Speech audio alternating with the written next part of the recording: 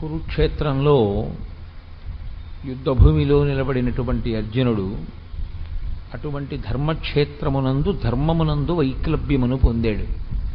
తాను ఏ విహిత కార్యమును చేయవలసి ఉంటుందో తన కర్తవ్యమేదో ఆ కర్తవ్యమును విస్మరించి దాని స్థానంలో ఆ సమయమునందు తనకి అక్కరలేనటువంటి భూతదయ అనేటటువంటి గుణాన్ని తీసుకుని అక్కరలేని విషాదానికి లోనైనటువంటి కారణం చేత అక్కడ మళ్ళీ ధర్మాన్ని పునర్వ్యవస్థీకరించి స్థాపించి అర్జునుడికి కలిగినటువంటి మోహబుద్ధిని పోగొట్టి ఆయనని కర్తవ్యమునందు సుముఖుణ్ణి చెయ్యడానికి మహానుభావుడైనటువంటి కృష్ణ పరమాత్మ జగదాచార్యుడిగా ప్రారంభం చేసినటువంటి ప్రసంగంతో నిన్నటి రోజున ఒక ప్రారంభోపన్యాసం చేసి ఉన్నాను. ఆయన అశోచ్యానన్వశోచస్త్వం ప్రజ్ఞావాదాంశ్చ భాషసే అంటూ మొదలుపెట్టాడు. శోకించడానికి కారణం లేదు, అసలు నీవు శోకించవద్దు. ఇది సనాతన ధర్మమునందు ఒక అత్యద్భుతమైనటువంటి ప్రతిపాదన.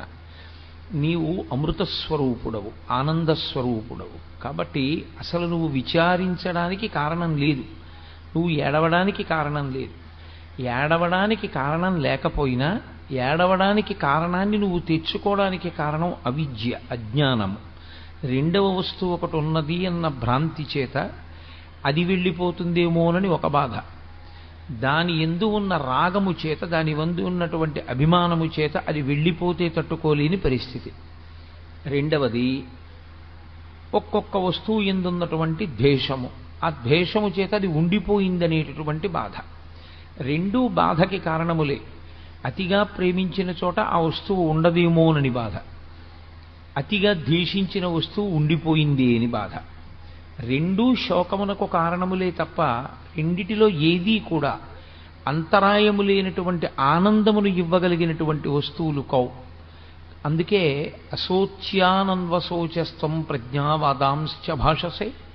శోకించవలసినటువంటి స్థితి, శోకించడానికి కారణము లేని చోట శోకమునకు కారణాన్ని వెతుక్కుని ఏడుస్తున్నావు నువ్వు అంటూ ఆయన ఒక అత్యద్భుతమైన మాట అంటారు అర్జునుడితోటి. నేను ఒక వరుసక్రమంలో ఏమీ ఆ శ్లోకాల్ని స్పృశించడం లేదు.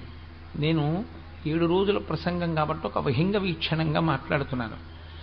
క్షుద్రం హృదయ దౌర్బల్యం త్యక్తోత్తిష్ట పరంతప అంటారు. పరంతప అని పిలిచారు. పరంతప అంటే శత్రువులను దునుమాడగలిగినటువంటి వాడా, శత్రువులను తపింప చెయ్యగలిగినటువంటి వాడా, అంతటి సమర్థత కలిగినటువంటి వాడా. ఎంతమంది శత్రువుల్ని?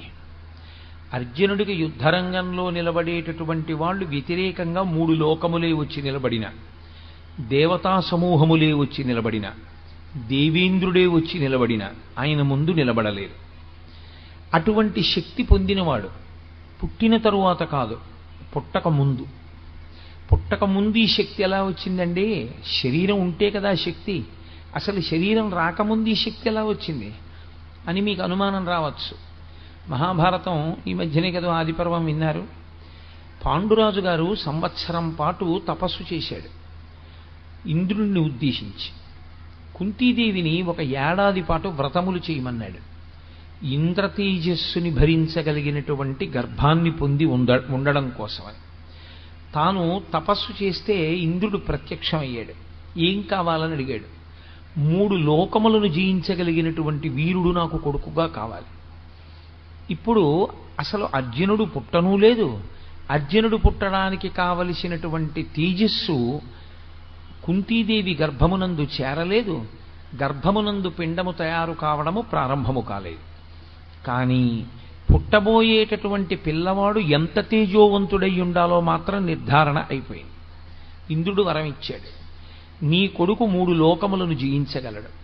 ఇక్కడ 3 లోకములను జయించగలడు అన్న మాటకు అర్థం రావణాసురుల్లాగా తన ప్రయోజనం కొరకు గెలిచేటటువంటి వాడు కాడు. అందుకే ఆ పరాక్రమం, ఆ శక్తి దుర్వినియోగం అయిపోయి సమాజమునకు కంటకము కాకూడదు. అందుకే ముందు ధర్మదేవతానుగ్రహంగా ధర్మరాజునికి అన్నాడు పాండురాజు. ధర్మదేవత వెనక నడిచేటటువంటి తేజస్సు, ధర్మమును అనుసరించవలసిన తేజస్సు. ధర్మరాజు గారు ఏం చేస్తున్నారో దాన్ని అనువర్తించవలసినటువంటి పరాక్రమం. ఆ ధర్మరాజు గారు యుద్ధం చెయ్యడానికి అనుమతి అడుగుతున్నారు భీష్మద్రోణాదులను కురుక్షేత్రంలో. ఆ ధర్మరాజు గారి తమ్ముడు ఆయన బాటలో వెళ్ళవలసినటువంటి వాడు అక్కరలేనటువంటి మెట్ట వేదాంతం అంతా తీసుకొచ్చాడు. పతంతి పితరో హ్యేషాం లుప్త పిండూదక క్రియాహ అంటున్నాడు.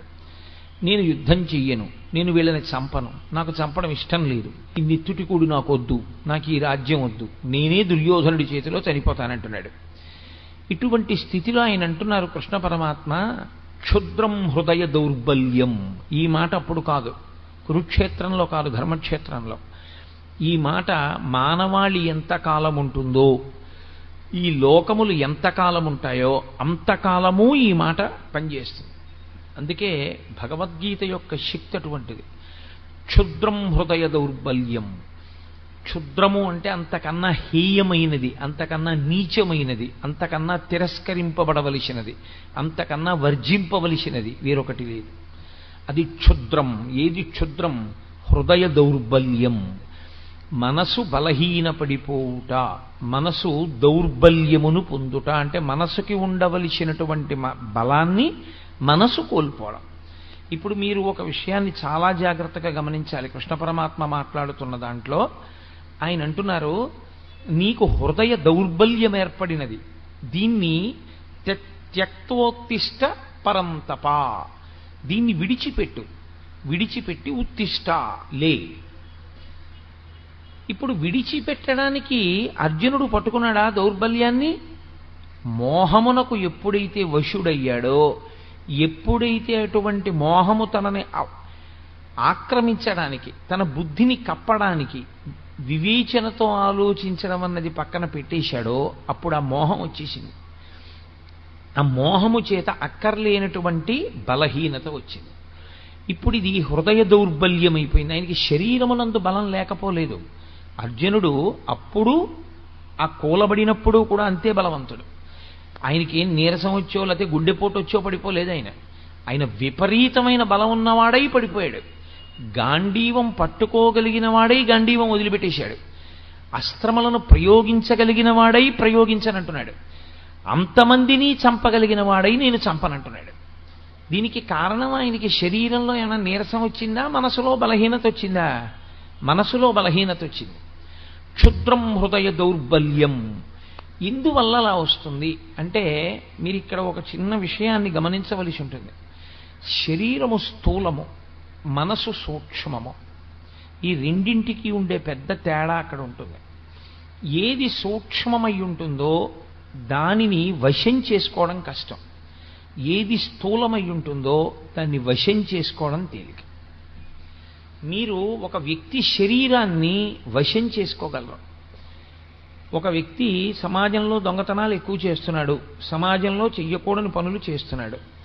మీరు ఆ వ్యక్తిని తీసుకెళ్ళి, ఆ వ్యక్తి యొక్క శరీరాన్ని తీసుకెళ్ళి ఓ కారాగారంలో పెట్టగలరు, ఓ 2 ఏళ్ళు 3 ఏళ్ళు. ఆ వ్యక్తి యొక్క మనస్సు యందు పరివర్తన తీసుకురాగలదా కారాగారమో అని నన్ను అడిగారనుకోండి, తీసుకురావచ్చు, తీసుకురాలేకపోవచ్చు. లేదా అతను అంతకన్నా పెద్ద దొంగ కావచ్చు. ప్రతీకార బుద్ధిని పెంచుకున్నవాడై నన్ను ఫలానా అప్పుడు నేను యామరపాటుగా ఉన్నప్పుడు పట్టుకున్నారు కనుక నేను అసలు యామరపాటు పొందకుండా నేను సమాజాన్ని ఇబ్బంది పెడతాను అని అన్నాడు అనుకోండి. ఇప్పుడు మీరు అతని శరీరాన్ని బంధించగలిగారేమో కానీ అతని మనసులో పరివర్తన ఏమైనా తీసుకురాగలిగారా? మీరు తీసుకురాలేరు. స్థూల శరీరాన్ని వశం చేసుకోవచ్చు, బంధించవచ్చు. స్థూల శరీరాన్ని మీరు తీసుకొచ్చి కట్టి పడేయచ్చు మీ దగ్గర. కానీ సూక్ష్మ శరీరాన్ని మీరు వంచలేరు, మీ తరం కాదది. అది తనంత తానే మారవలసి ఉంటుంది. అది మారేది దేనికి అంటే ఒక్క బోధకు మాత్రమే మారుతుంది. పరివర్తన తనంత తాను మార్పు చెందితే అది సద్బుద్ధితో ఉంటుంది. అది అలా సద్బుద్ధితో ఆలోచన చెయ్యనంత కాలం అది దుర్బుద్ధితోనే ఉంటుంది. మీకు నేను ఇంకొక మాట చెప్పవలసి వస్తే, యథార్థానికి శరీరమునకు ఎంత బలమున్నది అన్న దాంతో అతను సృష్టించేటటువంటి ప్రమాదమునకు సంబంధం ఉండదు. అతను ఏ బలము లేనివాడు కావచ్చు, అత్యంత బలహీనుడు కావచ్చు. అతనేమి నిజంగా నలుగురు వచ్చి కలియబడితే నలుగురిని పడగొట్టగలిగిన శక్తి లేనివాడు కావచ్చు. కానీ అతని మనస్సు మాత్రం మహాక్రూరముగా ఉందనుకోండి, అతని మనస్సు విషపు పురుగుగా ఉందనుకోండి, అది చాలా క్రూరమైన ఆలోచనలు చెయ్యగలిగితే అతని క్రూరత్వము ఎంత దూరం ఉందో ఆ ఆలోచనని బట్టి అతని శరీరము అంత బలవంతరము కాకపోయినా అతను సమాజమునకు ప్రమాదము చెయ్యగలడు. అతని శరీర బలంతో సంబంధం లేకుండా కేవలము అతని మనస్సు యొక్క క్రౌర్యము అతని శరీర బలాన్ని దాటి సమాజానికి అపకారం చేస్తుంది. అదేవిధంగా ఒక వ్యక్తి శరీర బలం ఎంత సంబంధం ఉండదు, కానీ ఆయన మనస్సుకి ఉన్నటువంటి పవిత్రత చేత, మనస్సుకి ఉన్నటువంటి శక్తి చేత ఆయన సమాజమునకు అంతటి మహోపకారమును చేయగలరు. 95 సంవత్సరముల వయస్సులో పరమాచార్య స్వామి తన ధర్మానికి తాను కట్టుబడి సన్యాస ధర్మం అంటే సన్యాస ధర్మమేనని మహానుభావుడు వాహనం ఎక్కకుండా తోపుడు రిక్షా పట్టుకుని నడిచి వెళ్ళారు. ఒక దేవాలయ ప్రాంగణంలో రాత్రివేళ పడుకుని నిద్రపోయేవారు. 96 సంవత్సరముల వయస్సు కలిగినటువంటి శరీరం ఏ బలం ఉందని అలా చేయగలిగింది? ఆయన నోరు విప్పి ఒక్క మాట మాట్లాడితే ఆ మాట ఎంతో గొప్పదైంది. ఒకానొక సభకి వెళ్ళారు పరమాచార్య స్వామి వారు. వెళితే సభలో ఉన్న వాళ్ళు అన్నారు, మీరు మాకు నిరంతరం మంచి మాటలు చెప్తున్నారు, కానీ మేము పాపములను చెయ్యకుండా నిగ్రహించుకోలేకపోతున్నాం. మేము పాపం చేస్తున్నాం.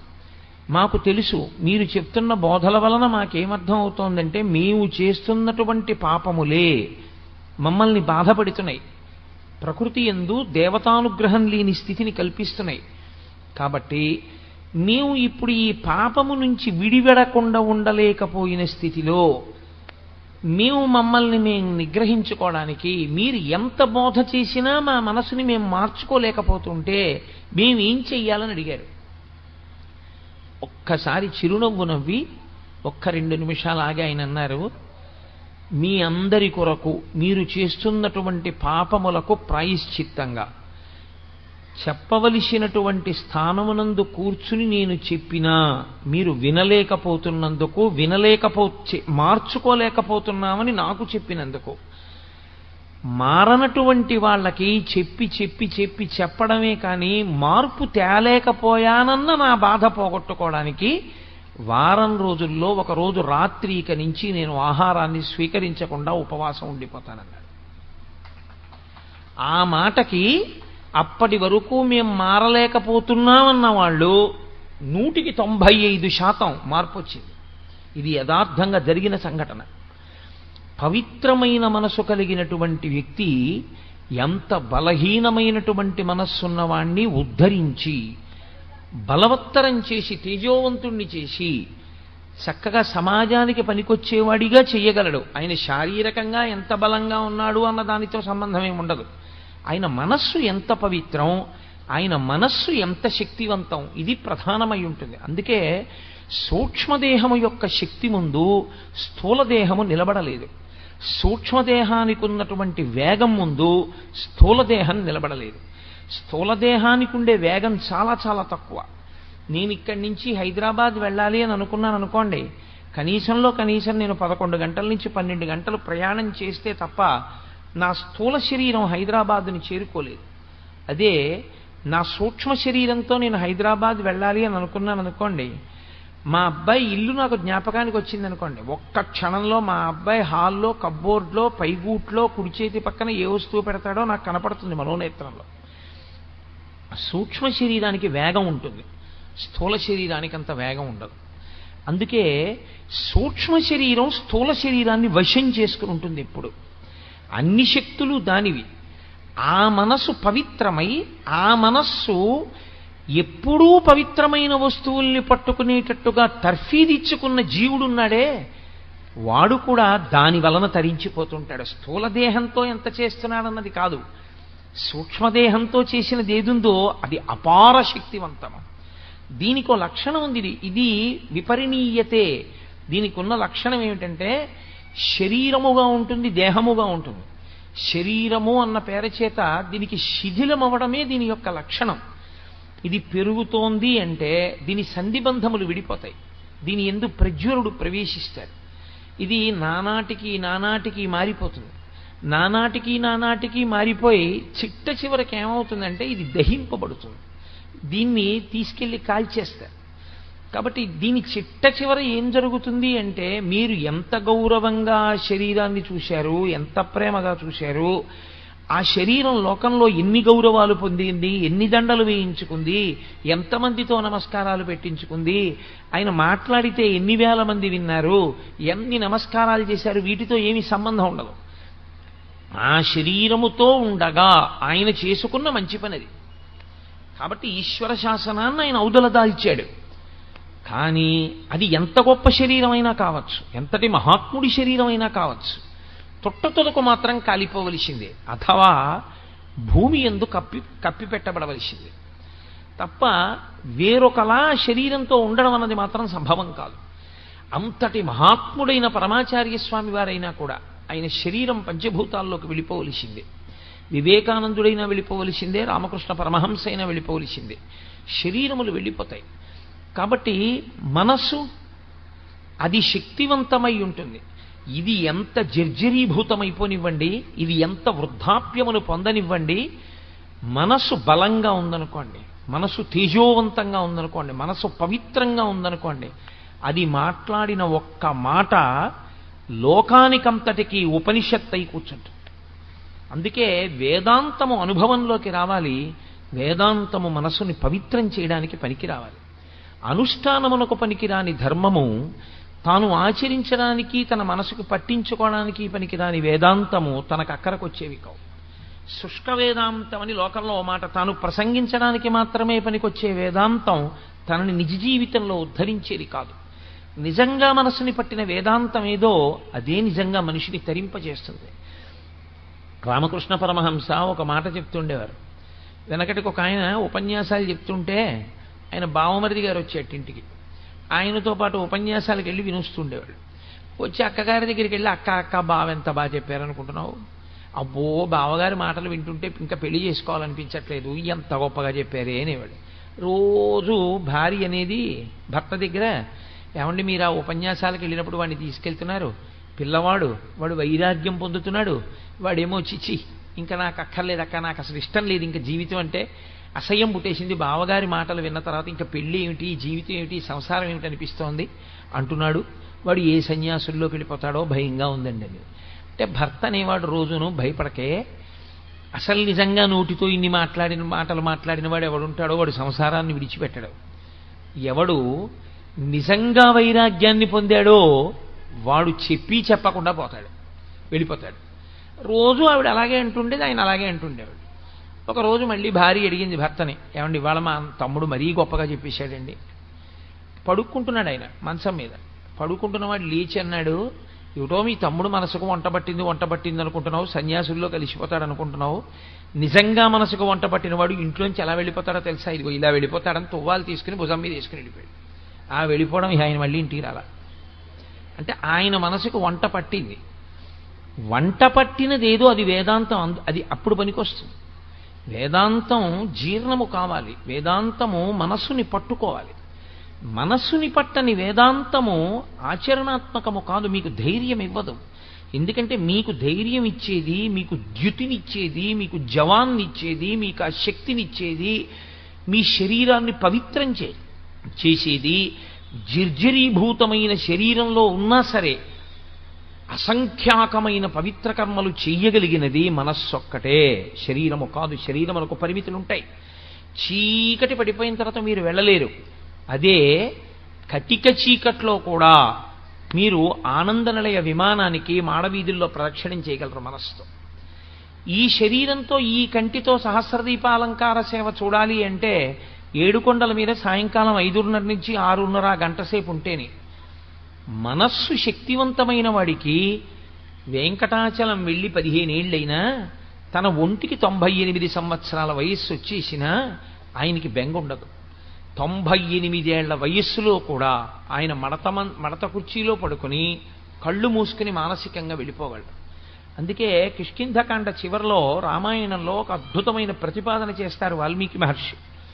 ఆయన అంటారు, సవేగవాన్వేగ సమాహితాత్మ హరిప్రవీర పరవీరహంత మనస్సమాధాయ మహానుభావో జగామలంకాం మనసా మనస్వీ అంట.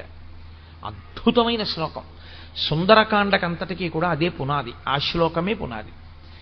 అందులో ఆయన ప్రారంభం చేస్తూనే హనుమ లంకాపట్టణాన్ని శరీరంతో చేరలేదు, ఇంకా 100 యోజనముల దూరం వెళ్ళలేదు సముద్రాన్ని దాటి. కానీ జగామలంకాం మనసా మనస్వి, మనసుతో మాత్రం వెళ్ళిపోయారు లంకాపట్టణానికి. కిందనున్న వాళ్ళు కొన్ని కోట్ల వానరములు ఉన్నాయి, ఇవేం చూస్తున్నాయి? అయ్య బాబో ఇంత పెద్ద సముద్రం ఉంది కదా ఎలా వెడతాడంటున్నాయి. వీళ్ళెవరు వెళ్ళేవాళ్ళు గారు, చూసేవాళ్ళు బెంగెట్టుకుంటున్నారు ఎలా వెడతాడని. వెళ్ళవలసిన వాడు చేరిపోయాడు మనసుతోటి. అంటే ముందు మనసుకా బలం ఉంటే తప్ప శరీరం వెళ్ళదు. మనస్సుకి ఆ బలం ఉండాలి. మనస్సు కాని బలహీనమైపోయిందనుకోండి, ఉత్తర క్షణం వచ్చేటటువంటి పెద్ద ప్రమాదం ఏమిటో తెలుసా అండి? ఆలోచన స్రవంతిని ఎప్పుడూ కూడా మీ శక్తి జ్ఞాపకం వచ్చేటట్టుగా మిమ్మల్ని నడవనివ్వదు. భయం పుట్టేసింది అనుకోండి, లోపల నుంచి ఏ కారణానికైనా భయం వచ్చేసింది అనుకోండి, ఇంకా ఎంతసేపు ఏ ఆలోచన వస్తుందో తెలుసా అండి? ఏమైనా అయిపోతే అదే తప్పించి అసలు ఏదీ చేయలేడు. ఆయన శుభ్రంగా ఉంటాడు, ఏమీ ఉండదు, ఆరోగ్యం చక్కగా ఉంటుంది. ఇక్కడి నుంచి హైదరాబాద్ వెళ్ళాలంటే ఇంకోళ్ళని తోడు అడుగుతాడు, ఎవరన్నా మీరు వస్తారా అంటాడు. ఎందుకంటే తోడు, హైదరాబాద్ మీరు వెళ్ళొచ్చుగా, మీకేమి ఇబ్బంది లేదు, షుగర్ లేదు, బీపీ లేదు, ఏమీ లేదు, ఎందుకు మీకు తోడు? ఎందుకైనా మంచిది, పెద్దవాడిని అయిపోయాను కదండి, ఒక్కడిని వెళ్ళడం ఎందుకంటే అంటే ఒక్కడిని వెళ్ళడం ఎందుకు, పెద్దవాడిని అయిపోయానంటే? ఆయన అనుమానం ఏమిటంటే తాను చీకట్లో బెర్త మీద పడుకుని ఉండగా పక్క వాళ్ళు ఎవరికి తనకి తెలియనప్పుడు తనకి ఏ స్పృహ తప్పిపోవడమో శోష చేయడమో జరిగితే తన పేరు తాను చెప్పుకోలేకపోతే ఎలా తనని గుర్తుపడతారు? తనేనా అయిపోతాడేమో, తను ఎక్కడో దింపేస్తారేమో, తన పెట్టి ఎత్తుకుపోతారేమో, అన్నీ ఇంకా వికృతమైన ఆలోచనలే, సరి అయిన ఆలోచనలు రావు. ఈ ఆలోచన ఏం చేస్తుందో తెలుసా అండి? హైదరాబాదు చక్కగా పెళ్లి కొడుకులా వెళ్ళిపోగలిగినటువంటి శక్తి ఉన్నవాడు ఎవడూ దొరకలేదని వెళ్ళడం మానేస్తాడు. ఇప్పుడు శరీరంలో బలం లేక వెళ్ళలేదా, మనసుకి జవం లేక వెళ్ళలేదా? దేనికి వెళ్ళలేదు? శరీరానికి బలం లేక వెళ్ళకపోవడం కాదు, మనసుకి బలం లేక వెళ్ళలేదు.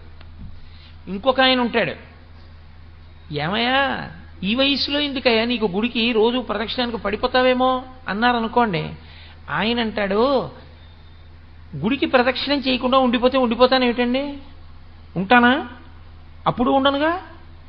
మరి ఈ శరీరంతో ఉన్నంతకాలం చేయవలసిందే ఉంది, గుళ్ళోకి వెళ్ళడమేగా. మరి ఆ గుళ్ళోకి వెళ్ళడం మానేసి ఇంక నేను ఈ శరీరాన్ని చూసుకుంటే ఈ తెప్ప ఇవ్వడం వల్ల వచ్చిన ఉపయోగం ఏమిటి? ఏటికి వరదొస్తోంది, నీ దగ్గర ఒక పడవ ఉంది, ఈ పడవలో ఏరు దాటేసేయి, ఏరు దాటేస్తే ఆవలి ఒడ్డుకి వెళ్ళిపోతావు. ఇక వెళ్ళిపోయావా, నిన్నేం చేయలేదు, ఎందుకంటే అవతల చాలా ఎత్తు, ఇక నిన్ను వరద ఏం చేయదు, కాబట్టి తొందరగా దాటు, ఏరు వరద వస్తే ఇంక దాటలేవు అన్నారు. ఒక ఆయన గబగబా తన పడవ తీసుకుని ఏరు దాటేశాడు. ఇంకొక ఆయన పడవ వంక చూసుకుని, బా ఇంత చక్కటి పడవ, ఇంత బాగా రంగులు వేయించాను, ఇంత కష్టపడి చేయించాను, ఇప్పుడు ఇటువంటి పడవలో నేను ఎడుతుంటే ఏమో ఆయన చెప్పాడు కానీ గంట వరకు రాదని, తీరా నేను బయలుదేరగానే వరద వచ్చేస్తే ఈ పడవ తట్టుకోలేకపోతే, ఈ పడవ గభాలన తిరగబడిపోతే, నేను ఆ పడవలో ఉండిపోతే, బయటికి రాలేకపోతే, ఈలోగా కొట్టుకుపోతే, పోనీ అన్నాడు కానీ అంత కొట్టుకుపోతామా, యువతల ఒడ్డు నుండి ఒడ్డునేగా ఉన్నాను అని పడవ ఎక్కకుండా పడవను దాచుకుని ఒడ్డుని నించున్నాడు. గంట అయిపోయింది, వరద వచ్చేసింది, పడవ పోయింది, తాను పోయాడు. ఏమిటి ఉపయోగం? పడవని ఉపయోగించుకున్నవాడెవరో వాడు ఏరు దాటుతాడు తప్ప, పడవని చూసుకుని మురిసిపోయి అయ్యి బాబోయ్ ఈ పడవ ఎక్కడ ఏమైపోతుందో, ఈ పడవ తట్టుకుంటుందో తట్టుకోదో అని పడవని దాచుకుందాం అనుకున్నవాడు పడవతో పాటే పోతాడు తప్ప పడవ తనకు ఉపయోగపడదు. పరమేశ్వరుడు ఈ శరీరాన్ని ఎందుకు ఇచ్చాడంటే దీన్ని తెప్పని చేసుకుని దాటు సంసార సముద్రాన్ని. దాటేటప్పుడు నీవు ఒక గొప్ప ప్రయోజనం కావాలి అంటే ఖచ్చితంగా కష్టపడవలసి ఉంటుంది. నేను ఒక ఉపన్యాసం చెప్పాలి అని అనుకుంటే, ఒక గంట సేపు మాట్లాడాలి అని నేను అనుకుంటే, ఒక గంట సేపు నేను ఇలా స్థిమితంగా కూర్చోవలసి ఉంటుంది. ఒక గంట సేపు నేను దేని గురించి మాట్లాడుతున్నానో దాని మీదే దృష్టి పెట్టవలసి ఉంటుంది. నా ఎదురుగుండా వీడియోగ్రాఫర్లు తిరుగుతున్నా, ఫోటోగ్రాఫర్లు తిరుగుతున్నా, వాళ్ళ పని వాళ్ళు చేస్తున్నా, అది నా దృష్టికి భంగపాటైనా, అది నా దృష్టి కేంద్రీకరణని పాడు చేస్తుందని నాకు తెలిసినా నేను చూసి కూడా దాన్ని చూడకుండా ఉండాలి. నేను దాని మీద దృష్టి పెట్టాననుకోండి, వెంటనే నేను ఏం మాట్లాడుతున్నానో పోతుంది. కాబట్టి దానికి నేను సిద్ధపడగలిగితే నేను గంటసేపు ప్రసంగం చేయగలను, లేకపోతే నేను ప్రసంగం చేయలేను. ఆ కష్టం నేను భరించవలసి ఉంటుంది. నువ్వు ఈశ్వరుణ్ణి చేరడం అనేటటువంటి గొప్ప ప్రయోజనాన్ని పొందాలన్నా, అథవా ఉత్తమ లోకాల్ని చేరుకోవాలన్నా, లేదా కనీసం మళ్ళీ మనుష్య ఉపాధిలోకి రావాలన్నా నువ్వు దీంతో కొంత కష్టం చేయవలసి ఉంటుంది. దీనితో నువ్వు ఒక ప్రసంగానికి వెళ్ళి కూర్చుని వినలేదు, ఎలా నీకు వస్తుంది శాస్త్రం? ఎక్కడి నుంచి వస్తుంది నీకు తెలియమంటే విషయం తెలియదు. నువ్వు పుస్తకం చదవవు, పుస్తకం ఇంట్లో ఉంది, పెద్దలు చదివించారు, చదువుకోగలవు. పుస్తకం తెచ్చుకోవు, పుస్తకం చదవవు, చదువుకుని అర్థం చేసుకునే ప్రయత్నం చెయ్యవు. మరి ఈ శరీరంతో నువ్వు ఎలా తరిస్తావు? ఎందుకండి దాన్ని చదవడం? ఇప్పుడు ఆ భగవద్గీత అంతా చదవకపోతే వచ్చిన నష్టం ఏమిటండి? రోజు చక్కగా టీవీ చూస్తాను, చూడు, అదిగో ఆ పడవని పట్టుకుని చూసుకుని మురిసిపోతూ గడిపేసి పడవ తాను కొట్టుకుపోయిన వాడు ఎలా ఉంటాడో అలాగే కొట్టుకుపోతాడు. ఈ తెప్పని ఎవరు వాడుకుంటాడో వాడు మాత్రమే ఏరు దాటుతాడు. ఆ ఏరు దాటడం అనేటటువంటి ప్రక్రియ యందు మనసు చాలా చాలా ప్రధానమైన పాత్ర పోషిస్తుంది. ఆ మనసు కాని దౌర్బల్యమునకు లోనైపోయిందనుకోండి, అది ప్రతి చిన్నదానికి కదిలిపోయి భయపడిపోయిందనుకోండి, శరీరమునందు ఉండవలసినటువంటి బలమంతా ఉన్నా నిరర్ధకమే. ఎందుకో తెలుసా అండి? శోకమునకు కొన్ని లక్షణాలు ఉంటాయి. శ్రీరామాయణంలో లక్ష్మణస్వామి చెప్తారు రామచంద్రమూర్తితో, శోకో నాశయితే ధైర్యం, శోకో నాశయితే ధృతం, శోకో నాశయితే సర్వం, నాస్తి శోక సమోరిపు. ప్రపంచంలో శోకమును మించిన శత్రువు లేడు. ఎందుచేతనంటే శత్రువు ఏం చేస్తుంటాడంటే ఎప్పుడూ వీడిని ఎలా పాడు చేద్దామని చూస్తాడు. శోకం ఏం చేస్తుందంటే ఎవరు శోకమును పొందారో వాణ్ణే పాడు చేసేస్తుంది. శోకమునకు వాడే శత్రువు. ఎవడు శోకమును పొందాడో వాడిని పాడు చేస్తుంది. నిప్పు తీసుకొచ్చి నేను జేబులో వేసుకున్నాను అనుకోండి, అయ్యో వాళ్ళు ఎవ్వరూ నిప్పట్టుకోలేదు, పాపం ఈయన ఒక్కడే జేబులో వేసుకున్నాడు అని, జేబులో వేసుకోలేదు నన్ను వీడొక్కడే జేబులో వేసుకుని గౌరవించాడని నన్ను గౌరవించి ఊరుకుని మిమ్మల్ని కాలుస్తుందా? జేబులో వేసుకుని నన్ను కాలుస్తుందా? నన్ను కాలుస్తుంది. అలా శోకము ఎవరి యందు ఉత్పన్నమైందో వాళ్ళనే పాడు చేసేస్తుంది శత్రువై. ఆ శోకము మొట్టమొదట చేసే పని ఏమిటి అంటే శోకో నాశయతే ధైర్యం. శోకము వలన ధైర్యం పోతుంది. ధైర్యము అంటే అది పెద్ద విషయం ఏముందండి, మనం చేయగలం అనలేడు. ఎన్ని వనరులు ఉండనివ్వండి, ఎన్ని సంభారములు దగ్గర ఉండనివ్వండి, ఎంత చెయ్యగలిగిన సమర్థత ఉండనివ్వండి, మొట్టమొదటే బెంగ. నాకు తెలుసున్న ఆయన ఉండేవాడు. ఆయన ఉండేది ఏలూరులో, వెళ్ళవలసింది తాడేపల్లిగూడెం. ఇంకా మర్నాడు వెళ్ళాలి తాడేపల్లిగూడెం. వెళ్ళి ఏదో ఒక చాలా ముఖ్యమైన విషయం మీద వెళ్ళవలసి ఉంది నేను ఆయన దగ్గరికి నేను వెళ్ళి అన్నాను, అయ్యా ఇవాళ మనం రేపు పొద్దున్నే 5:30 ట్రైన్ ఎక్కేస్తే తాడేపల్లిగూడెం వెళ్ళిపోతాం. మీ ఇల్లు దగ్గరేగా, పవర్ప్యాట్ స్టేషన్ వెనకాతలే, కాబట్టి మనం పవర్ప్యాట్ స్టేషన్లో ఎక్కేద్దాం పాసింజర్ కాబట్టి. అంటే ఆయన అన్నాడు, కష్టమండి అన్నాడు. ఎందుచేత కష్టం అన్నాను. మీరు చెప్తే ఆశ్చర్యపోతారు. వ్యక్తి మనస్సు బలహీనత అంటే అలా ఉంటుంది. ఆయన నాకు 2 కారణాలు చెప్పాడు. ఈ 2 కారణముల చేత మనం ప్యాసింజర్కి వెళ్ళలేము. ఏమిటి అన్నాను. 3 సందుల అవతల పిచ్చి కుక్క ఒకటి తిరుగుతోంది. శీతాకాలం కదండి, 5 గంటలకి చీకటి తెల్లవారదు. 5 గంటలకి మనం ఇంట్లోంచి బయటికి వెడితే ఆ పిచ్చి కుక్క మీద పడితే తాడేపల్లిగూడెం మాట తర్వాత మనని రక్షించేవాడు ఉండడు. హైడ్రోఫోబియా వస్తుంది. ఎవరి ఇంట్లో వాళ్ళు కూడా చూడరు. కాబట్టి సాహసం చేయలేం. పిచ్చి కుక్క 3 వీధుల అవతల ఉంది కాబట్టి మనం వెళ్ళలేం, మొదటి విషయం. 2, నా దగ్గర చిల్లర లేదు. చిల్లర లేకపోతే ఏమండి అంటే మీకు తెలియదు కోటేశ్వరారు, మనం వెళ్ళి బుకింగ్ కౌంటర్లో చెయ్యి పెట్టి 100 రూపాయలకి అయితే ఇచ్చి తాడేపల్లిగూడెం అనగానే వాడి చెయ్యి తోసేసి చిల్లర తెచ్చుకోండి అంటాడు. ఎవ్వడు ఇవ్వడు. 100 రూపాయలకి చిల్లర ఇమ్మంటే ఎవడు ఇవ్వడండి. పొద్దున్నే చిల్లర ఎక్కడుందండి అంటాడు. పోను కాఫీ తాగి చిల్లర పుచ్చుకుందంటే కాఫీ తాగితే చిల్లర ఎక్కడ ఇస్తామంటాడు. కాబట్టి ఇప్పుడు నేను చిల్లర తేవడానికి ఎవరింటికి వెళ్ళి అందరి ఇళ్ల ముందు నిలబడి అమ్మ 100 రూపాయలకి చిల్లర ఇవ్వండి అని ఇప్పుడే అడిగి పుచ్చుకోను. ఇప్పుడు వెళ్ళలేని రాత్రి అయింది కాబట్టి 9 అయిపోయింది. పడుకునే వాళ్ళని లేపి 100 రూపాయలు చిల్లర అడిగితే బాగుండదు. రేపు పొద్దున్న చిల్లర ఇస్తాడని నమ్మకం లేదు కాబట్టి వద్దండి అన్నాడు. నేను తెల్లబోయి సరేలేండి అయితేనని చెప్పి నేను వెళ్ళిపోయాను. నేను నా కార్యంలో సఫలీకృతుడైపోయాను. నేను పొందవలసిన ఫలితాన్ని పొందేశాను. ఆయన పిచ్చి కుక్క తనని తరమకూడదు అని 7 గంటలకో 8 గంటలో అయిన తర్వాత బయలుదేరి ఉన్నాడు. ఆయన వచ్చేటప్పటికి అసలు పొందవలసిన ప్రయోజన సంబంధమైనటువంటి విషయం మూసేశారు. ఆయన పొందలేకపోయాడు. దానివల్ల అదే సామాన్యమైన విషయం అనుకుంటున్నారేమో, ఆయన జీవితంలో మళ్ళీ ఆ విషయాన్ని ఇక సాధించుకోలేకపోయాడు. అలాగే వెళ్ళిపోయింది ఆయన శరీరం. కాబట్టి మనస్సు బలహీన పడిందనుకోండి, మనిషి శరీరమునకు ఎంత బలం ఉన్నా వాడు పొందలేడు. 1,00,000 రూపాయలు ఉన్నాయి, 100 రూపాయలకి చిల్లర ఇవ్వలేదనుకోండి, ఉంచేసుకుని గూడెం టికెట్ ఇవ్వండి, పర్వాలేదు, నేను గూడెం వెళ్ళడం ప్రధానం, తీసుకుంటానండి అన్నాడు అనుకోండి, 100 రూపాయల చిల్లర వాడే ఇస్తాడు. అసలు ఏ ధైర్యం లేకపోతే ఏ పని చెయ్యాలన్నా ధైర్యమే, ఏ పని చేద్దామన్నా పిరికితనమే, ఇంకేం చేస్తాడు? అటువంటి వాడు ఏమీ చెయ్యలేడు. కాబట్టి శోకో నాశగితే ధైర్యం, శోకో నాశగితే శృతం. విన్నది జ్ఞాపకానికి రాదు. ఏది నువ్వు విన్నావో ఆ విన్నవేవి జ్ఞాపకానికి రావు. ఎందుకంటే శోకమును పొందినటువంటి కారణం చేత విన్నవన్నీ మరుగున పడిపోతాయి. ఆ భయ విహ్వలుడైపోయినటువంటి వాడికి ఎంత గొప్ప వ్యక్తుల దగ్గర ఎన్ని గొప్ప విషయాలు విన్నవాడైనా కానివ్వండి, సాక్షాత్తు ధర్మరాజు గారికి తమ్ముడు ధర్మరాజు గారితో కలిసి తిరిగాడు, కానీ ధర్మరాజు గారు చెప్పిన మాటలు గుర్తులేవు. కృష్ణ పరమాత్మతో తిరిగాడు, కృష్ణ పరమాత్మ చెప్పిన మాటలు గుర్తులేవు. ద్రౌపదీదేవి కురుక్షేత్రానికి ముందు ఏడిచిన ఏడుపు గుర్తులేదు, తాను ఎందుకు యుద్ధం చెయ్యాలో గుర్తులేదు.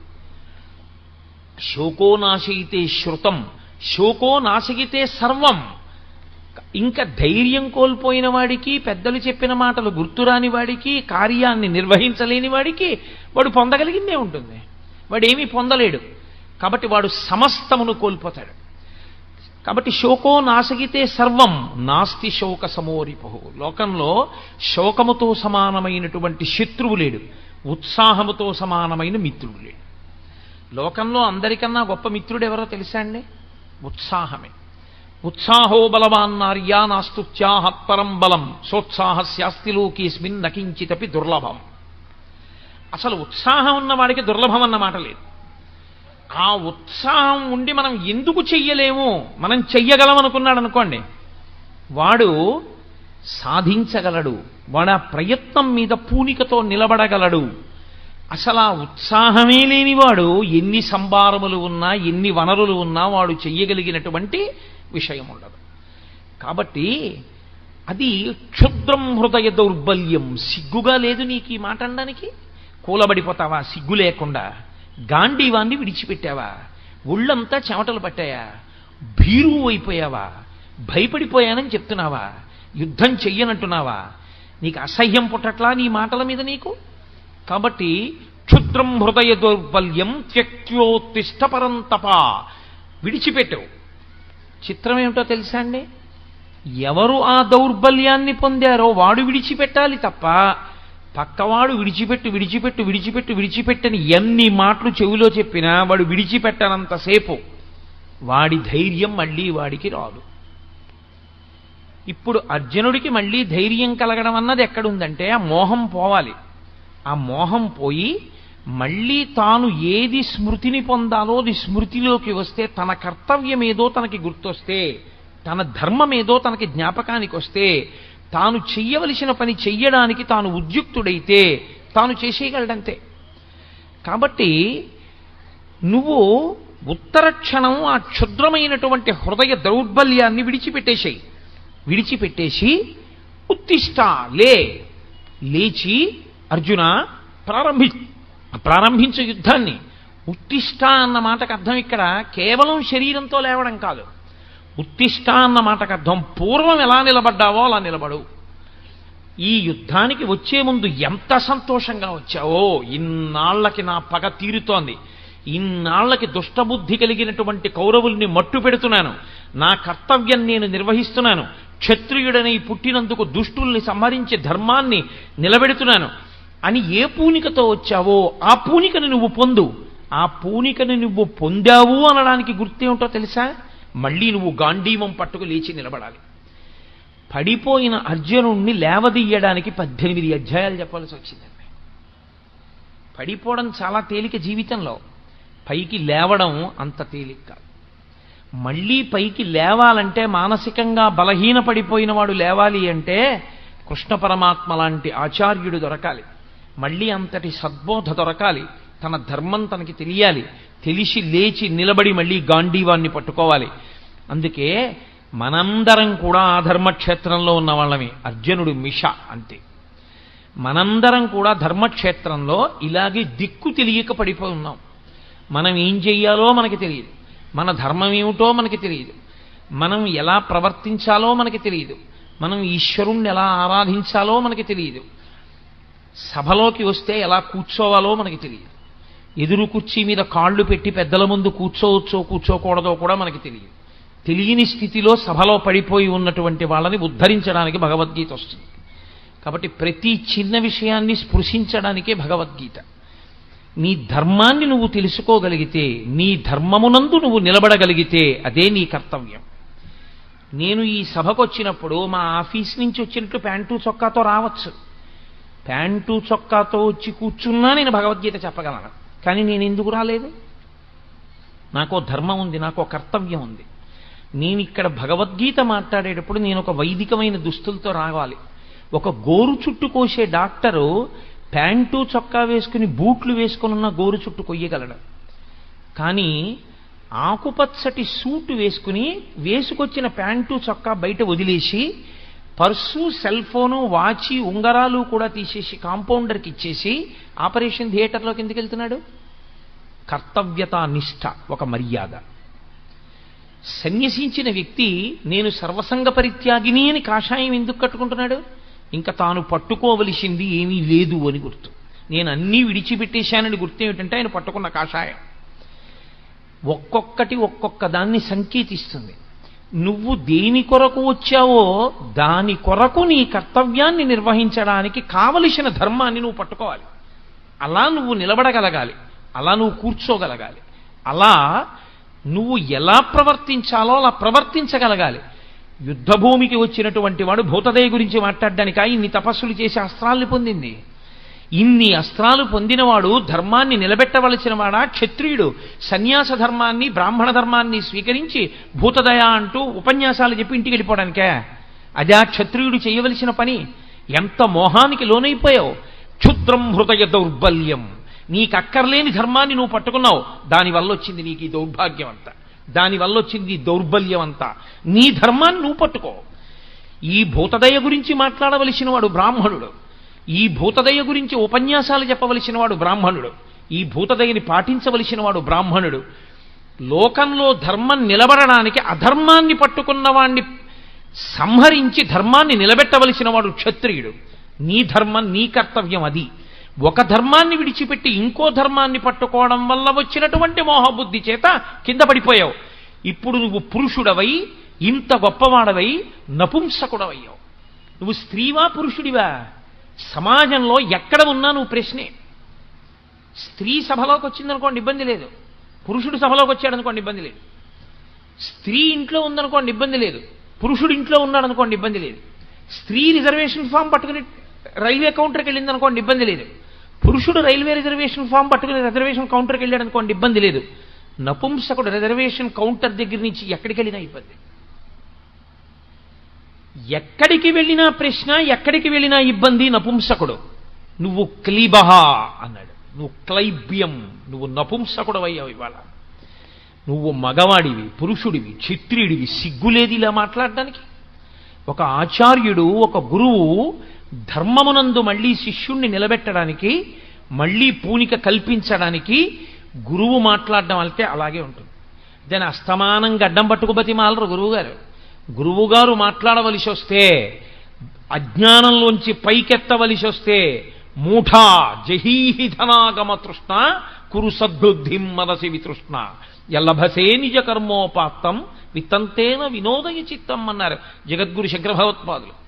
కాబట్టి జగద్గురువైనటువంటి కృష్ణ పరమాత్మ మాట్లాడుతున్నారు కురుక్షేత్రంలో. అర్జునుడి కొరకు కాదు, తర్వాతి కాలంలో, తర్వాతి యుగాలలో, తర్వాత దేశకాలముల యందు వచ్చేటటువంటి సమస్త మనుష్య జాతి ధర్మమునందు వైక్లభ్యమును పొందితే భగవద్గీతయే శరణ్యం. మళ్ళీ ధర్మమును ఊంచుకోవడానికి ఏ ఆశ్రమంలో ఉన్న వాళ్ళ ధర్మమైనా సరే వాళ్ళు పట్టుకోవాలి అంటే ఒక్కొక్క ఆశ్రమానికి ఒక్కొక్క ధర్మం ఉంటుంది. బ్రహ్మచారి ధర్మం బ్రహ్మచారిది, గృహస్థు ధర్మం గృహస్థుది, వానప్రస్థు ధర్మం వానప్రస్థుది, సన్యాసి ధర్మం సన్యాసిది. తప్ప సన్యాసి ధర్మాన్ని గృహస్థు పట్టుకోకూడదు, వానప్రస్థు ధర్మాన్ని బ్రహ్మచారి పట్టుకోకూడదు, బ్రహ్మచారి ధర్మాన్ని గృహస్థు పట్టుకోకూడదు. ఎవడి ధర్మాన్ని వాడు పట్టుకోవాలి.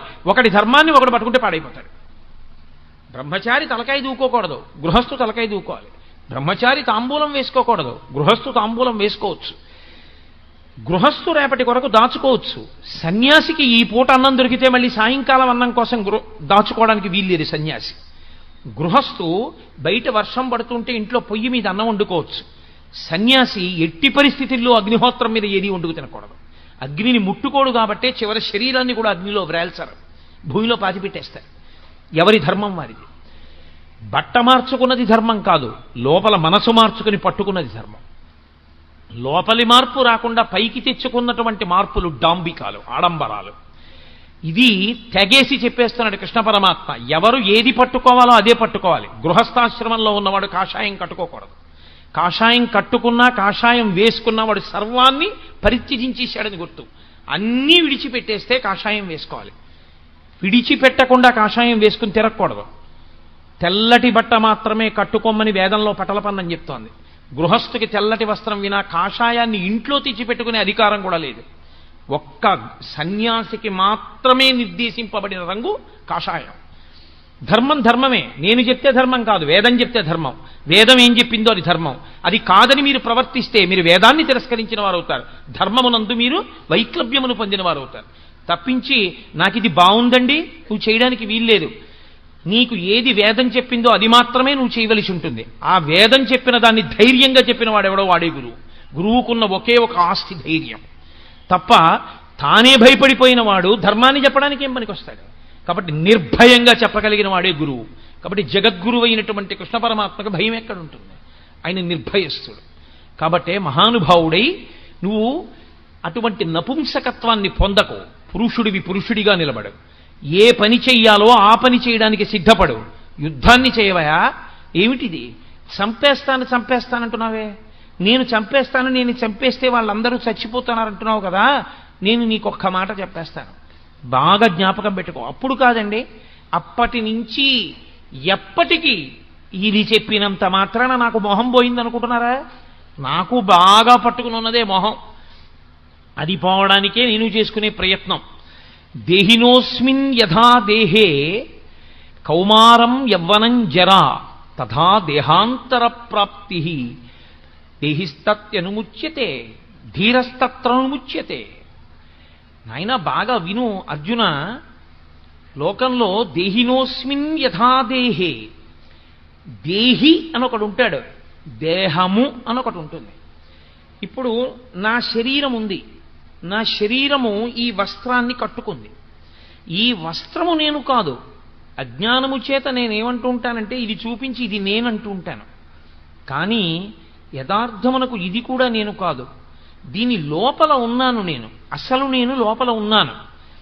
ఆ నేనన్నది ఏదుందో అదే అందరూ ఇలా చూపించినప్పుడు అంటారు. ఇలా చూపించినప్పుడు అందరూ చెయ్యిటి తిరిగితే అనేది నేను ఇక్కడ కూర్చుని నేను అన్నప్పుడు ఇలా చూపిస్తాను.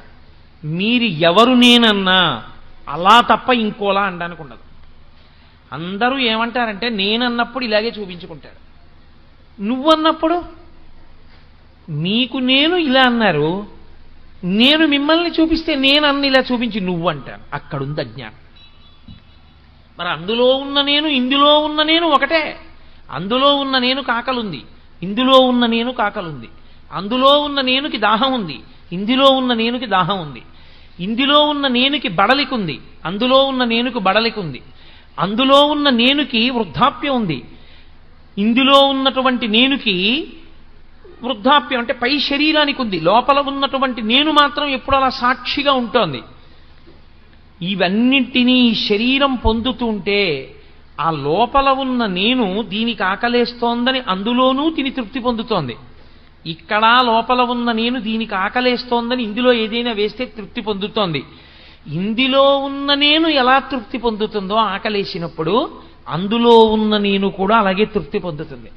కాబట్టి నేను అన్నప్పుడు నాలో ఏదుందో అదే అందులోనూ ఉంది తప్ప ఇంకోటి లేదు. ఉన్నది ఆ పదార్థమే, ఆ పదార్థమే నేనన్నప్పుడు ఉంది, ఆ పదార్థమే నువ్వన్నప్పుడు ఉంది. కానీ అజ్ఞానం అంతా ఎక్కడొచ్చేస్తోందంటే మధ్యలోకి నువ్వన్నప్పుడు వేరైపోతావు. వాడు ఏమైపోయినా పర్వాలేదు, నేను బాగుంటే బాగుండంటున్నాడు. కాదు, ఇందులో ఉన్నవాడికి దీనిలో ఆకలేసినప్పుడు, దీంట్లో పదార్థం పడేసినప్పుడు ఇది ఎలా తృప్తి పొందుతుందో, నాలో నేను అనబడేటటువంటిది ఎలా సంతోషిస్తుందో, ఆ నేనే అందులో కూడా ఉంది. ఆ నేను కూడా అలాగే సంతోషిస్తుంది. అందులో ఆకలేసినప్పుడు పడేస్తే పాపం అది కూడా ఖాళీగా ఉంది, అది కూడా అన్నం లేక ఏడుస్తోంది. అందులో కూడా ఇంత పడేస్తే అందులో నేను సంతోషిస్తుంది, ఇందులో నేను సంతోషిస్తుంది. ఆ నేనుకి ఈ నేనుకి తేడా లేదుగా, ఒకటే నేను. కాబట్టి ఉన్నది ఆ నేనే, సమస్తమంతా ఆ నేనే ఉన్నాను. బట్టలు మారే అంతే. బట్టలు ఏవి కట్టుకుంటే ఏమిటంటే లోపల నేను ఒక్కటే ఉన్నది. కాబట్టి దేహినోస్మిన్ యథా దేహే, దేహి లోపల ఉన్నవాడు ఈ దేహమును తొడుక్కుంటున్నాడు. తొడుక్కున్నది దేహమైంది. ఎందుకని? ఇది ఉండేది కాదు, దాని పేరే దేహము. దేహము అంటే కాలిపోతుంది. దహింపబడేదేదో దానికి దేహమని పేరు. ఏ దేహమైనా కానివ్వండి, నేను తొడుక్కున్న ప్రతి దేహము కాలిపోవలసిందే. ఎన్ని దేహములను మీరు లోకంలో చూస్తున్నారో అన్ని దేహములు చిట్ట చివరికి కాల్చబడతాయి. నేను తొడుక్కున్న ఈ దేహమైనా, మీ అందరూ తొడుక్కున్న దేహములైనా, కొంతమంది ముందు కొంతమంది వెనక, అంతే తేడా తప్ప అన్ని శరీరములు అన్ని దేహములు కాలిపోవలసిందే. కానీ అర్జున, వచ్చిన పెద్ద సమస్య అంతా ఎక్కడుందో తెలుసా? మూడింటిలో అనుభవాన్ని పొందుతున్నాడు మనిషి. కౌమారం, యవ్వనం, జరా. మనిషి బాల్యమునందుంటాడు. అంతకు ముందు అవస్థ అసలు జ్ఞాపకంలో ఉండదు. బాల్యం నుంచి జ్ఞాపకం ఉంటుంది. సాధారణంగా లోకంలో 3 సంవత్సరముల వయస్సు వచ్చే లోపల తన పరిస్థితి తనకి జ్ఞాపకం ఉండదు. నాకు 3 ఏళ్ల వయస్సుకు ముందు నేను ఎలా ఉండేవాడిని అని నేను ఆలోచించాను అనుకోండి, బుర్ర బద్దలు కొట్టుకున్న జ్ఞాపకానికి రాదు. కానీ అప్పుడు నేనుంది. కానీ తర్వాత బాల్యం వచ్చింది ఈ శరీరానికి. ఈ శరీరం బాల్యంలో ఉన్నప్పుడు సాయంకాలం అయితే ఇలా ఉపన్యాసాలు ఏం చెప్పేది కాదు. ఇది సాయంకాలం అయ్యేటప్పటికీ ఎవరో 2 వ్యక్తుల్ని వెతుక్కుని ఆ 2తో పంటలు వేసుకుని ఆ 2 పరిగెడితే వాళ్ళని ముట్టుకునేది, ఆడుకుంటూ ఉండేది, వాళ్ళ వెనక తిరుగుతూ ఉండేది. లేకపోతే ఏదో పుస్తకం చదువుకోవడం. అమ్మ చద్దన్నం పెడితే చక్క పొద్దున్నే చద్దన్నం తినేయడం, అమ్మ పడుకోమంటే పడుకోవడం, మేస్టార్ కొడితే చేయి పట్టడం, మేస్టార్ చదువుకోమంటే చదువుకోవడం. బాల్యంలో ఈ శరీరం ఉన్నప్పుడు నేను బాలుడను, నేను విద్యార్థిని, నేను చదువుకుంటున్నాను, నేను ఇంకా చిన్న వయస్సు, నాకు 8 ఏళ్ళు, నాకు 10 ఏళ్ళు, నేను పురుషుడను, నేను బాలుడను, నేను ఫలానా వారి కొడుకుని తెలుసుకుంది. ఇదే దేహం మారిపోయింది, వెనక్కి వెళ్ళదు. మీరు బాగా గుర్తుపట్టాలి. నేను ఇవన్నీ అంగీకరిస్తోంది. ఇవి అంగీకరించడంలో నేనుకు అభ్యంతరం లేదు. నేను అంటే లోపల ఉన్న సాక్షి, నేను తెలుసుకుంటున్నాను. నేను యవ్వనంలో ఉన్నాను. ఒకప్పుడు నాకు 25 ఏళ్ళో 26 ఏళ్ళో ఉన్నప్పుడు మా అమ్మగారు నాకు పెళ్లి చేస్తానంటే, అవును నేను యవ్వనంలో ఉన్నాను, పెళ్లి చేసుకోవాలి, అంగీకరించాను. అనురూప అయినటువంటి ఒక స్త్రీ కొరకు అన్వేషణ చేశాను, ఆమెని నా భార్యగా అంగీకరించాను. ఇప్పుడు యవ్వనంలో ఉండి నాకు మంచి ఒంట్లో ఓపికంది అని ఎవరో పెద్ద ఆయన నిచ్చెనెక్కబోతుంటే, మీరేం ఎక్కుతారని నిచ్చిన బలేవారే, మీరు కింద ఉండండి, గబుక్కుని కాలు జారిందంటే ఇబ్బంది అని నేను ఎక్కాను. ఆయన నన్ను అనలేదు. ఏమయ్యా మరి నీ కాలు జారితే అనలేదు ఆయన. ఎందుకో తెలుసా? కాలు జారి కింద పడ్డా నాకేమవుతుంది ఇంకా, ఎందుకంటే యవ్వనంలో ఉన్నాను, బలం ఉంది కాబట్టి నేను ఎక్కగలను నిచ్చెన. ఆయన కూడా ఊరుకున్నాడు. నాకు బలం ఉన్నది, నేను ఉపవాసం చేస్తే ఇబ్బంది రాలేదు. తెల్లవారుజామున 3 గంటలకు పూజకు కూర్చుని మధ్యాహ్నం 11 గంటలకు పూజలోంచి పైకి లేచినా అంతసేపు వాసం పెట్టేసుకున్న వాడిని వేసుకున్నట్టే కూర్చుండిపోయినా నాకు వచ్చిన అభ్యంతరం ఏమీ లేదు. నేను యవ్వనంలో ఉన్నాను, తెలుసుకుంది నేను తెలుసుకున్నానప్పుడు కూడా నేను అంటే ఈ శరీరము యవ్వనములో ఉన్నది, దాటాను యవ్వనాన్ని. నాకు మనవలు పుట్టే వయసు వచ్చింది, నాకు మనవరాలో మనవడో పుడితే బావుణ్ణు, నేను తాతనవుతున్నాను, నేను తాత కాబోతున్నాను, నాకు 50 ఏళ్లు దాటిపోయాయి, ఇంకొక 9 ఏళ్లు దాటిపోతే నాకు షష్ఠి పూర్తి అయిపోతుంది, నేను పుట్టిన సంవత్సరాన్ని నేను చూసేస్తాను, నా జుట్టు తెల్లబడిపోతోంది, నా చర్మం పూర్వం ఎంత గట్టిగా ఇలా ముడత లేకుండా ఉండేదో ఇప్పుడు అలా ఉండట్లేదు, నా చర్మం ముడతలు పడడం ప్రారంభం చేసింది, నేను పూర్వం ఏది తిన్నా జీర్ణం అయ్యేది, ఇప్పుడు ఈ శరీరం అలా జీర్ణం చెయ్యలేకపోతోంది, నేను పూర్వం ఎక్కువ తిన్నా నిద్రపోయి లేస్తే మళ్ళీ ఆకలేసేది, ఇప్పుడు ఈ శరీరంలోకి బాగుంది కదా అని పదార్థం ఎక్కువ పారేస్తే 2వ రోజు డాక్టర్ గారు అపాయింట్మెంట్ తీసుకోవలసి వస్తోంది, ఈ శరీరం మార్పు చెందుతోంది, ఇది వార్ధక్యంలోకి వెడుతోంది, ఇప్పుడు ఈ శరీరాన్ని, ఈ కళ్ళని కళ్ళజోడు తీసేసి అక్కడ పెట్టేసి చదువుకో అని పుస్తకం ఇస్తే చదవలేదు, ఈ కళ్ళు చూడలేవు, దీనికి కళ్ళజోడు ఎప్పుడూ ఉండాలి, కళ్ళజోడు ఇలా పెట్టుకుంటేనే చూడగలదు. అందుకని ఆఖరికి నేను రైల్వే అప్పర్ బెర్త్ మీద పడుకున్నా పక్కన ఓ చిన్న పాకెట్ లాంటిది ఉండాలి, కళ్ళజోడు మాత్రం దానికి తగల్చుకుని పడుకోవాలి. పరుసు అవి దాచుకోవచ్చు, కళ్ళజోడు దాచుకోవడానికి లేదు, దానికి తగల్చుకుని ఉండాలి. ఆఖరికి నేను మెడలో వేసుకున్న రుద్రాక్షలు తీసి తలగడా కింద పెట్టుకుని బెర్త్ మీద పడుకున్నవి స్టేషన్ వచ్చేసిందన్న కంగారులోనైనా లేచి మర్చిపోయి దిగిపోతానేమో కానీ కళ్ళజోడు మాత్రం మర్చిపోను, శరీరంలో అంతర్భాగం అయిపోయింది అది. ఎందుకని? ఆ కళ్ళజోడు లేకపోతే అసలు ఏమీ కనపడదు. కాబట్టి ఇప్పుడు కళ్ళజోడు లేకుండా నా శరీరము ఏమీ చూడలేదు, నా కళ్ళు చూడలేవు. పూర్వం ఇలా వింటే అలా వినపడేది, ఇప్పుడు ఎందుకో వినికిడి శక్తి తగ్గుతోంది. కాబట్టి ఈ శరీరమునందు మార్పు వచ్చేస్తోంది, ఇది వార్ధక్యమును పొందేస్తోంది, ఇది లొంగిపోతోంది, సంధిబంధములు విడుతున్నాయి. ఇక్కడ వరకు అంగీకరిస్తున్నాం. ఎలా అంగీకరిస్తున్నాం? లోపల ఉన్నటువంటి నేను ఏది ఉన్నదో అది మార్పు లేకుండా ఉంటుంది. అది మార్పు లేకపోతే కదండి మారేదాన్ని గ్రహించడం. అదే మారిపోయింది అనుకోండి, ఇంకదేం గ్రహిస్తుంది? వెళ్ళిపోతున్నటువంటి రైలుని, ఆ రైలు యొక్క వేగాన్ని ఎప్పుడు తెలుసుకోగలం? నిలబడిన రైల్లో మనం కూర్చుంటే. మనం వెళుతున్న రైలు వేగంగా వెళ్ళిపోతుంటే, అవతల రైలు వేగంగా వెళ్ళిపోతే ఆ రైలే అంత వేగంగా వెళ్ళింది అనుకుంటాం. ఆ రైలు కాదంత వేగంగా వెళ్ళింది, మనము అంత వేగంగా వెళ్ళిపోతున్నాం, అది అంత వేగంగా వెళ్ళింది. ఈ వేగం ఆ వేగం కలిపి అది తొందరగా వెళ్ళిపోయినట్టు అనిపిస్తుంది, మనము అంత తొందరగా ముందుకు వెళ్ళిపోయాం కాబట్టి. అది భ్రాంతి. అలా కాకుండా ఏది మారదో అది మాత్రం లోపల ఉంది, నేను ఉండి దీని మార్పులన్నిటినీ తెలుసుకుంటోంది. మీ స్టేటస్ ఏమిటని అడిగారు అనుకోండి, చైల్డ్ అని రాసింది ఒకప్పుడు, చెప్పింది లోపల నుంచి ఐఎమ్ స్టిల్ ఎ చైల్డ్, నేను ఇంకా పిల్లాడిని, కాబట్టి చైల్డ్ అని రాయి అంది. ప్యాంటు వేసుకోకూడదు, నిక్కరు వేసుకో అని చెప్పింది, నిక్కరు వేసుకున్నాను. హాఫ్ టికెట్ అడుగు, హాఫ్ టికెట్ అడిగాను. నేను రైల్లో కూర్చుంటే సీటు కావాలనుకుందనుకోండి, ఒక తల్లి వచ్చి బాబు నా ఒళ్ళో కూర్చుందో కానీ దానా అన్న అని చెప్పి ఆవిడ కూర్చొని నన్ను ఆ తల్లి తన ఒళ్ళో కూర్చోపెట్టుకుంది, తన బిడ్డని ఎలా కూర్చోబెట్టుకుందో అలా కూర్చోపెట్టుకుంది. నాకు 18 ఏళ్లు దాటాయి, నేను యవ్వనంలో ఉన్నాను. ఇప్పుడు నా ధర్మం ఎలా మారిపోయింది? ఇప్పుడు నేను యవ్వనంలో ఉన్నాను, ఫుల్ టికెట్ ఇమ్మని అడుగుతాను. నేను చిన్నపిల్లాడప్పుడు నేను ఇలాగే ఎవరో ఒక ఆవిడ కూర్చోబెట్టుకుంటే ఒళ్ళో కూర్చున్నానండి అంటానా? అనను. అమ్మ మీరు కూర్చోండి, నాకు ఒంట్లో ఓపిక ఉంది, పర్వాలేదు తల్లి మీరు కూర్చోండి, నేను నించుంటాను, నిలబడగలనమ్మా, నాకు ఓపిక ఉందమ్మా అంటాను. అప్పుడు ఆ శక్తి ఉంది. ఇప్పుడు నేను బాబు ఎక్కువసేపు నిలబడలేనయా, మోకాలు నొప్పి ఉంది, నాన్న చిన్నవాడివి కదా, నువ్వు నిలబడి నాకు కొంచెం చోటు ఇవ్వగలవా అని బ్రతిమాలుకుంటాను. ఎందుకని? ఇప్పుడు నేను వృద్ధుడనైపోయాను, తెలుసుకుంటోంది. ఏమయ్యో వయసు ఎంత వేస్తావో, సీనియర్ సిటిజన్ నాకు టికెట్ కన్సెషన్ ఉందంటుంది. అంటే నేను సీనియర్ సిటిజన్ అయిపోయాను, వృద్ధుడిని అయిపోయాను. తెలుసుకుంటోంది. తెలుసుకుంటున్నదేదో దానికి మార్పు లేదు, ఏది తెలియబడుతోందో దానికి మార్పు ఉంది. మీరు కొంచెం జాగ్రత్తగా గమనిస్తే మీ అసలు నేను మీకు దొరికిపోతుంది. దీనికి ఇక్కడ నెప్పెడుతోందనుకోండి, ఏమిటో ఇక్కడ నెప్పెడుతోందండి అంటాడు. నొప్పి దేనికొచ్చిందో ఆ నొప్పిని తెలుసుకుంటున్న దానికి నొప్పి లేదు, అందుకే దీనికి నొప్పెడుతోందని తెలుసుకుంటోంది. ఈ కన్ను నేను కాదు, అందుకే ఈ కంట్లో కుంకుడు పులుసు పడితే ఈ కన్ను చూడలేకపోతోందని చూస్తోంది. అది చూడలేని దాన్ని చూస్తోంది కన్ను, లోపల ఉన్న నేను తప్ప. కన్నే నేననుకోండి, కన్ను చూడలేకపోతే ఇక కన్ను చూడలేకపోతోందని నేను ఎక్కడ చూస్తాను?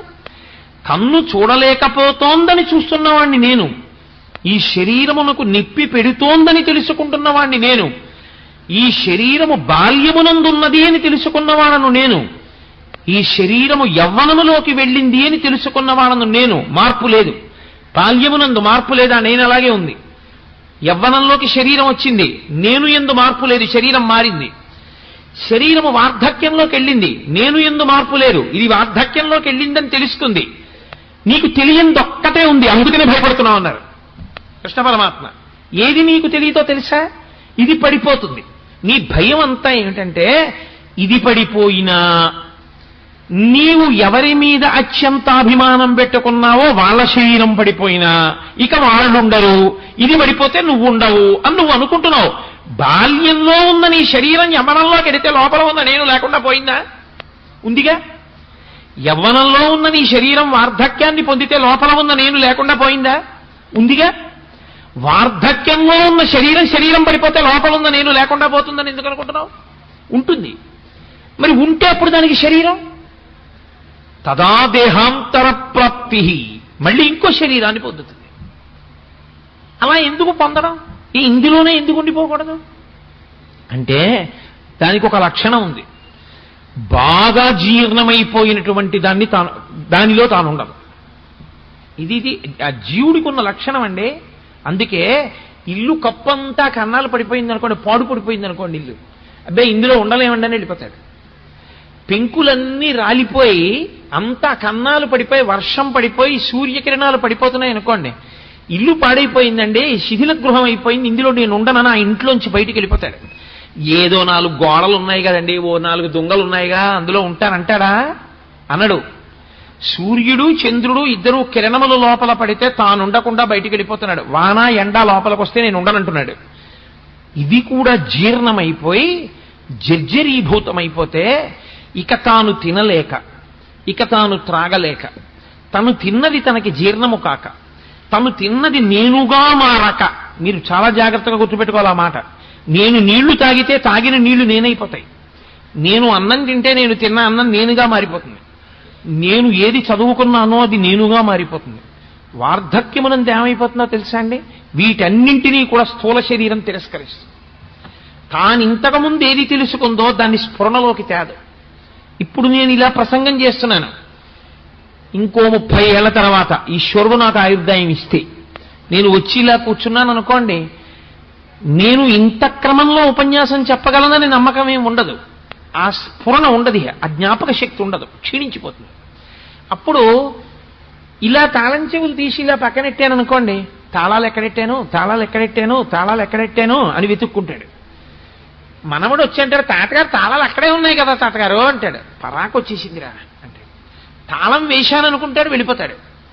తాతగారు తాళం వేయలేదంటారు. చూసావా ఎంత ఇబ్బంది వచ్చిందో, పరాకు ఎక్కడో పెట్టేశానరా అంటాడు. పరాకు వచ్చేస్తోందని బెంగోటి వచ్చేస్తుంది, అదో భయం వచ్చేస్తుంది.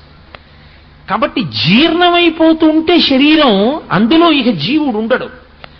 దేహము కాలిపోవడానికి యోగ్యతని పొందేస్తోందనుకోండి, తను ముందే ఖాళీ చేసేస్తాడు. ఇది మీకు అందుకే ఈ జీవలక్షణమే పక్షి దగ్గర ప్రారంభం అవుతుంది. అందుకే సంసారంలో ఉపాధి మనుష్య ఉపాధికి దగ్గరగా ఉంటుంది పక్షి. అందుకే గూడు కట్టుకోవడం, గూడు పాడైపోతే ఎగిరిపోవడం, ఇవన్నీ చేస్తూ ఉంటుంది.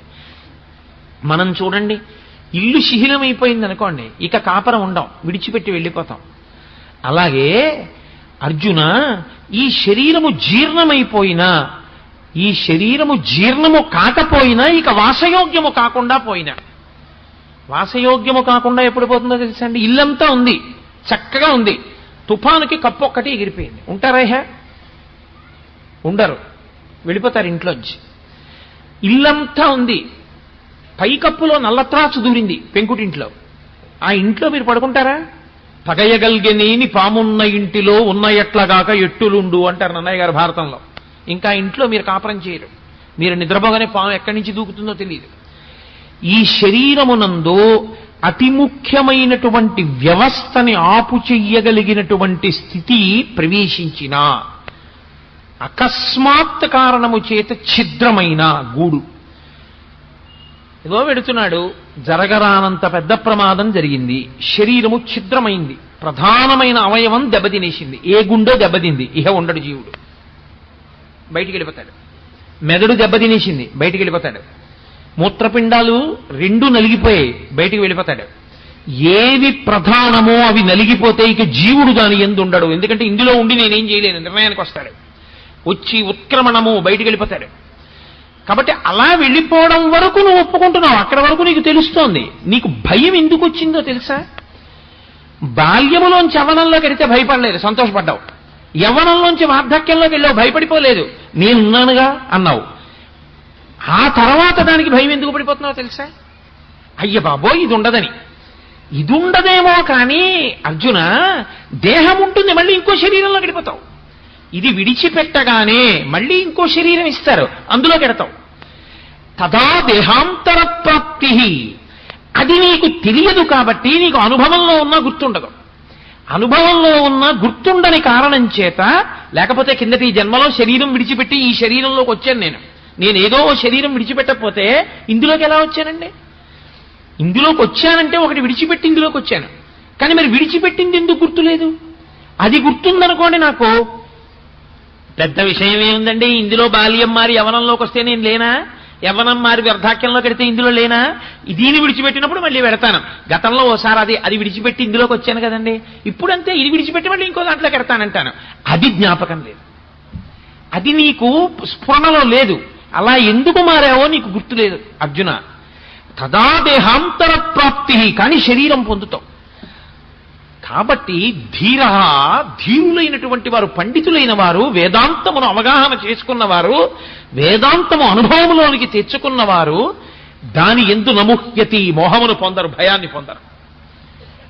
ఆఫ్టర్ ఆల్ ఇది బాల్యంలో ఉన్నప్పుడు భయపడ్డానా? యవ్వనంలో ఉంటే భయపడ్డానా? వార్ధక్యంలో ఉంటే భయపడ్డానా? ఉన్నాను కదా అన్నాను, అప్పుడు ఉంటాను. ఇది విడిచిపెట్టినా ఇంకో దేహంలో ఉంటాను. కాబట్టి ఏమిటి భయం నాకు? కాబట్టి ఇది పడిపోతుంది, నాకేం భయం లేదు. పడిపోతే పడిపోనివయా, ఇది తనంత తాను పండై పడిపోతే ఇందులోంచి ఇంకో దాంట్లో కెడతాను, ఇంకో శరీరంలో కెడతాను. బాల్యంలోంచి యవ్వనంలోకి, యవ్వనంలోంచి వార్ధక్యంలోకి వెళ్ళినందుకు. కాబట్టి ఇంకా ఏడవడం ఎందుకు? దేనికి బాధపడిపోతున్నావు? దేనికి ఏడుస్తున్నావు? శరీరాలు పడిపోతాయి, శరీరాలు పడిపోతాయి, నేను చంపేస్తానంటే ఏంటి? నువ్వు చంపేస్తే అయిపోతుంది అనుకుంటున్నావా? వాడు ఇంకో శరీరంలోకి వెళ్ళిపోతాడు అంతే. నువ్వు చంపకుండా ఉంటే వాడు ఉండిపోతాడు అనుకుంటున్నావా? జర్జరీభూతం అయిపోయిన తర్వాత వెళ్ళిపోతాడు. మరి నీ కర్తృత్వం ఏంటి? నీ కర్తవ్యం నీది, నీ ధర్మం నీది. నువ్వేం చేయాలో తెలుసా? ధర్మాన్ని నిలబెట్టడానికి ఇప్పుడు ఈ శరీరములను నువ్వు సంహరించాలి. నువ్వు కేవలం నిమిత్తం, అసలు చంపేవాడు ఈశ్వరుడు, వాడొకడు ఉన్నాడు. ఇవన్నీ ఎవడు నడుపుతున్నాడో వాడు అవన్నీ చేసేది. ఇది తెలియక ధీరుడవు కాక మోహాన్ని పొందుతున్నావయా అని. ఇందులో ఒక గొప్ప రహస్యం ఒకటి ఉంది. ఏమండి, బాల్యంలోంచి యవనంలోకి వెళ్ళినప్పుడు నాకు తెలిసిందిగా ఇదే మారింది, బాల్యంలోంచి యవ్వనంలోకి వచ్చిందని. యవ్వనంలోంచి వార్ధక్యానికి వెళ్ళినప్పుడు నాకు తెలిసిందిగా ఇది ముసలితనాన్ని పొందిందని. మరి గత శరీరంలోంచి ఈ శరీరంలోకి వచ్చిందన్న విషయాన్ని గుర్తు లేకుండా ఎందుకు చేశాడు ఈశ్వరుడు? గతంలో నేను ఒక శరీరంలో ఉన్నాను, అదిగో ఆ శరీరం అప్పుడు అక్కడ పడిపోయింది, ఆ తర్వాత నేను ఇందులోకి వచ్చానన్న విషయం గుర్తు లేకుండా ఎందుకు చేశాడు ఈశ్వరుడు? అది కూడా గుర్తుంటే బెంగ లేకుండా ఉండేది కదండి. అది ఎందుకు లేకుండా చేశాడు? ఆ రహస్యాన్ని రేపు విందురుగాని. గంట సమయం అయిపోయింది కాబట్టి రేపు ఆ విషయాన్ని వివరణ చేస్తాను.